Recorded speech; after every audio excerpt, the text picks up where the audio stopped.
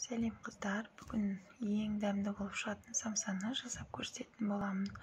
Ол үшін бізге қамырына ең алдымен су, бөлме температурасындағы жұмыртқа, тұз, ұн және сары май қажет. Ең алдымен суымызға жұмыртқаны салдым, тұзымызды салып, екеуін жақсылап араластырып алдым. Тұзы еріп, жұмыртқамыз сумен бірге біркелкі болып араласқанша осылай шанышқымен шайқап алсаңыздар болады. Енді осыны миксерге қойып, сіздер қолмен де илесеңіздер болады. Жұмсақ етіп қамыр илейміз.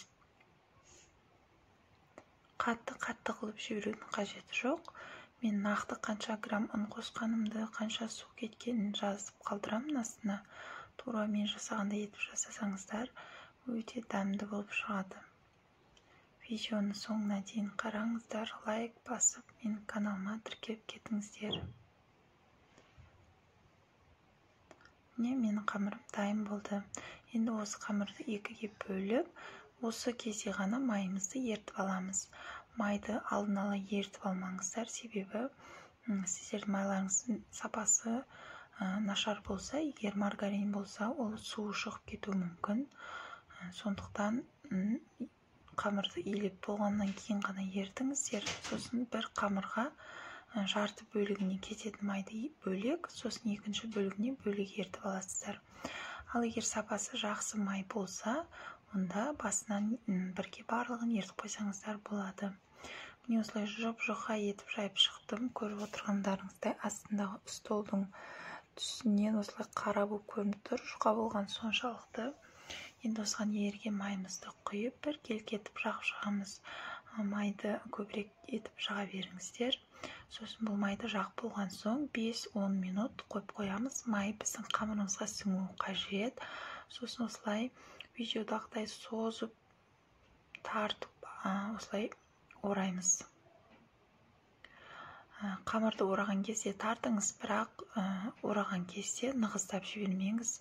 Тартасыз, бірақ бос жіберіп орайсыз. Міне көріп отырғандарыңыздай барынша соза беріңіздер.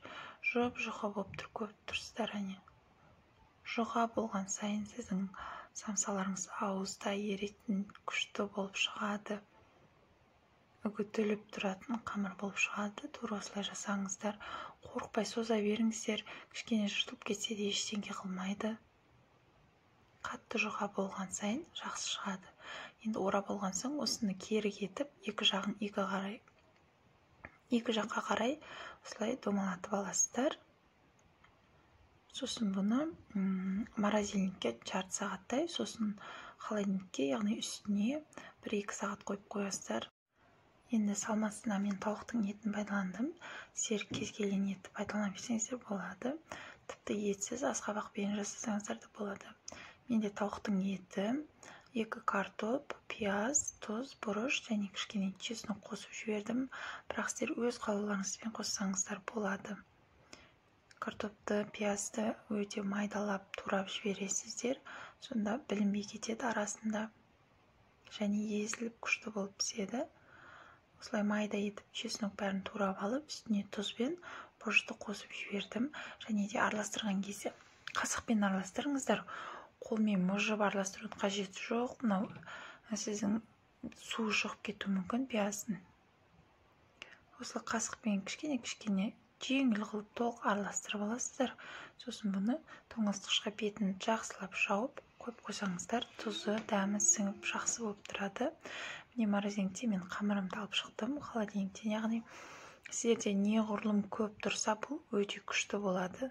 Тоңазытқышта 5-6 сағат тұрса, өте күшті болып шығады. Сіздің уақытыңыз болса, алдын ала жасап қойсаңыздар болады.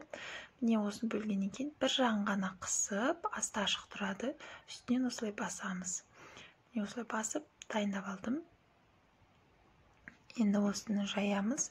Жайғанда қатты жұқа етіп жайып жібермеңіздер.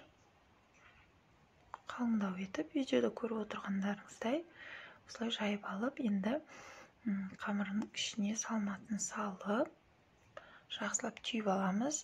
Сіздер өздеріңіз қалай түйсеңіздер де бола береді. Мен осылай түйіп шықтым. Сіздер 3 бұрышты қылып жасай салсаңыздар болады.